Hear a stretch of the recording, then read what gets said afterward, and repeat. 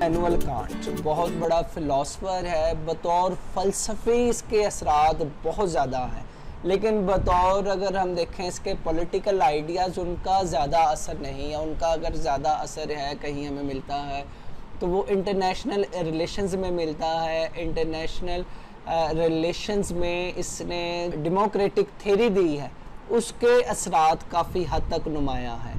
तो अगर Immanuel Kant को देखें, ये 1724 में पैदा हुआ और 1804 में इसकी वफ़ात हुई है। तो बेसिकली फ़िलासफ़र था, अपने दौर का बहुत बड़ा दिमाग था। इब्तदाई अगर इसकी ज़िंदगी देखें तो एक गरीब घराने में इसने आँख खोली थी और इसकी ज़िंदगी बहुत ही ज़्यादा मुश्किल थी। शुरू से लेकर एंड तक ही इसकी ज़िंदगी में मसले मसाइल रहे हैं। शादी इसने सारी ज़िंदगी नहीं की और वालिदैन और वालदा वो भी बड़ी मेहनत करते थे। बाद में उनके बाद इसे भी मेहनत करनी पड़ी। इवन आप अंदाज़ा करें कि इसकी बहनें लोगों के घरों में जाकर काम करती थी। इस हद तक गुर्बत थी, लेकिन इस सब के बावजूद इसमें ये था, नॉलेज सीकर था, बहुत ज़्यादा हार्ड वर्किंग था, मेहनत करने वाला था और हर दम रेडी रहता था कि कुछ नया सीखना है।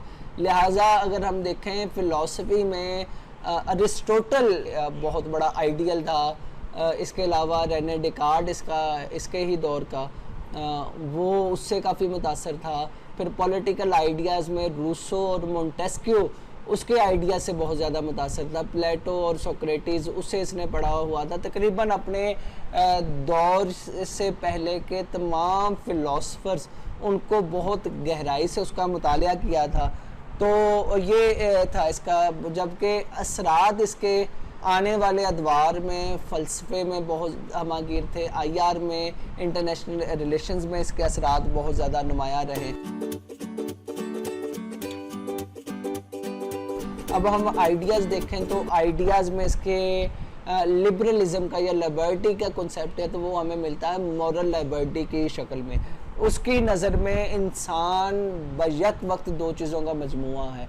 एक तो इंसान सेंसुअल है, एम्पिरिसिस्ट है, मतलब उसकी है ना जो सेंसेस परसीव करने वाली जो सेंसेस हैं वो बहुत अहम किरदार अदा करती है। और दूसरा ये मॉरल बीइंग है। एक तरफ जो एम्पिरिसिज्म है वो ख्वाहिशात का मरकज़ है और दूसरी जगह पे ये मॉरल बीइंग है वो इसके अंदर सच्चाई की तलाश में रहती है, हक और सच की तलाश में रहती है। तो ये दो चीज़ें हैं। तो इसमें इसका कहना है कि हुकूमत का जो बुनियादी काम है वो इंसान को जो आज़ादी दे वो मॉरली मुकम्मल तौर पर आज़ाद करे। मतलब मॉरली इंसान मुकम्मल तौर पर आज़ाद है, वो हक की तलाश में, सच की तलाश में वो जा सकता है। सच के लिए या ऐसी चीज़ें जो कि मॉरल हैं उसमें इसे एब्सोलूट फ्रीडम हासिल होनी चाहिए। जबकि जो ख्वाहिशात का मरकज़ है, एम्पिरिसिज्म है, बेसिकली ये इमैनुअल कांट एम्पिरिसिस्ट भी था। तो इसके यहाँ जो एम्पिरिसिज्म है, ख्वाहिशात है, इन पे हुकूमत का चेक एंड बैलेंस होना चाहिए। मतलब इसमें भी आज़ादी हो, लेकिन ये आज़ादी अनलिमिटेड ना हो कि इंसान अपने डिज़ायर्स को फुलफ़िल करने के लिए अनएथिकल काम करे और गैर कानूनी कामों में बढ़ जाए। तो इसमें हुकूमत की इंटरवेंशन होना ज़रूरी है। इमैनुअल कांट क्योंकि रूसो से भी काफ़ी हद तक मुतासर था, तो इस वजह से इसकी जो सोशल कॉन्ट्रैक्ट की थ्योरी है, इसने सोशल कॉन्ट्रैक्ट का आइडिया दिया, तो वो भी तकरीबन रूसो के ही ख्यालात का चरबा है। लेकिन इसका असर इतना ज़्यादा नहीं पड़ा, इसलिए हम देख सकते हैं कि हमने इसे सोशल कॉन्ट्रैक्ट थ्योरी में भी डिस्कस नहीं किया। तो सिंपली इसके यहाँ हुकूमत का बुनियादी काम वो अवाम की मंशा को पूरा करना है। और ये कहता है कि असल में स्टेट का काम ही ये है कि इंडिविजुअल्स के विल है उसे इम्पोज किया जाए थ्रू कॉन्स्टिट्यूशन, लॉज के ज़रिए इसकी इम्प्लीमेंटेशन ज़रूरी है। हमारे यहाँ जो कॉन्सेप्ट है कि law is the commandment of ruler, तो कहते हैं ये काम गलत है। Law is the reflection of individuals.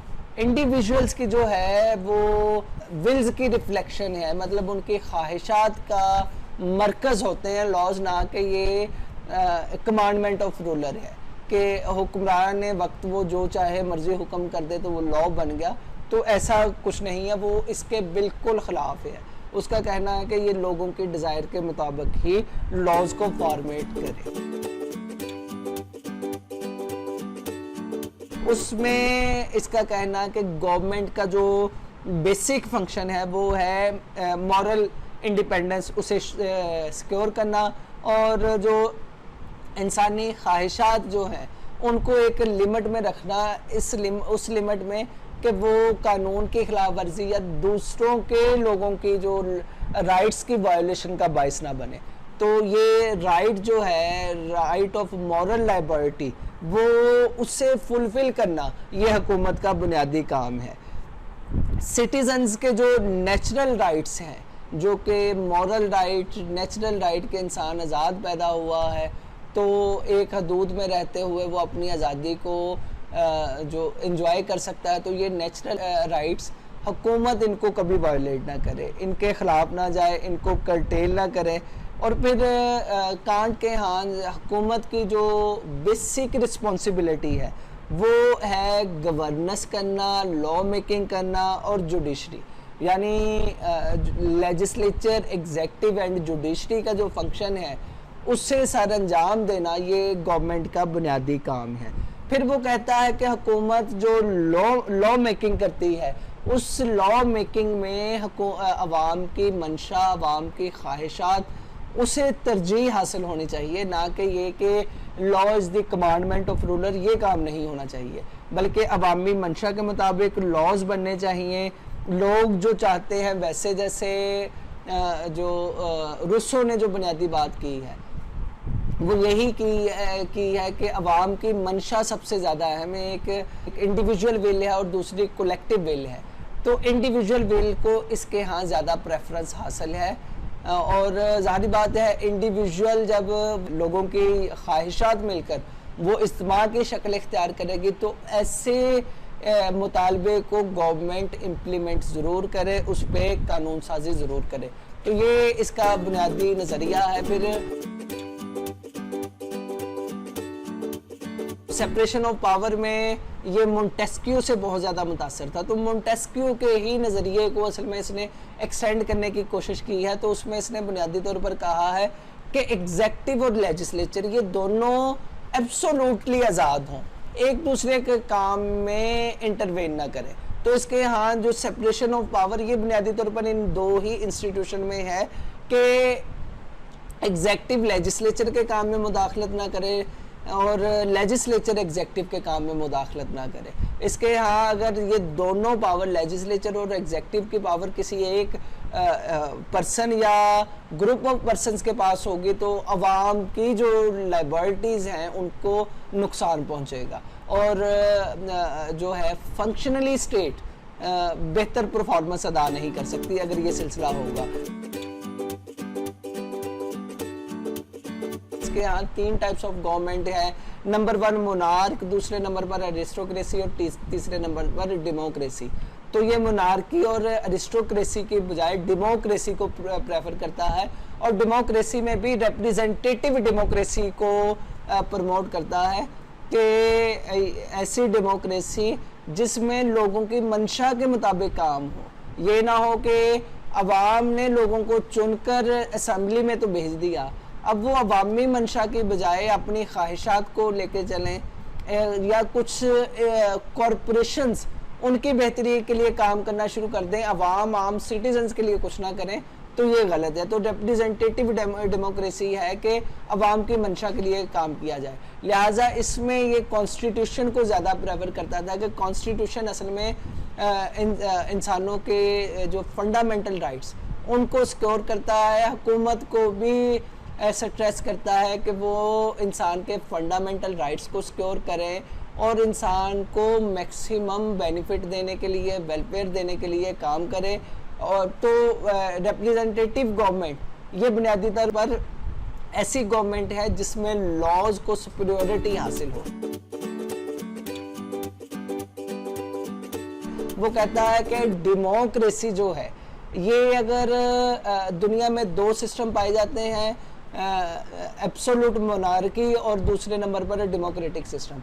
इसका कहना है कि अगर इंटरनेशनल पीस को एक्वायर करना है उसके लिए ज़रूरी है कि आप डेमोक्रेटिक सिस्टम जो है वो तमाम स्टेट्स में प्रिवेल करे। जिन जिन स्टेट्स में डेमोक्रेटिक सिस्टम होता है वो कभी भी एक दूसरे के साथ जंग नहीं करते।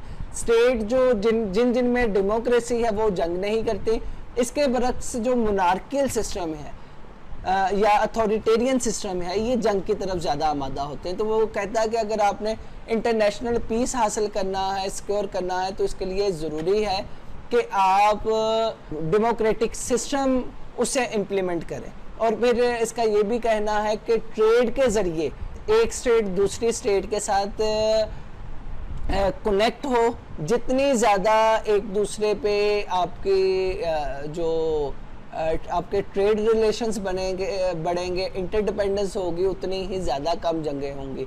तो ये इंटरनेशनल पीस की जो थ्योरी है थ्रू एक democracy and through trade and interdependence, ये इसकी थ्योरी ये काफ़ी ज़्यादा अहमियत की हामिल है। हमारा जितना भी इंटरनेशनल रिलेशंस में जो आइडियलिस्ट ग्रुप है उसमें कांट हमें बिल्कुल टॉप पे नज़र आता है।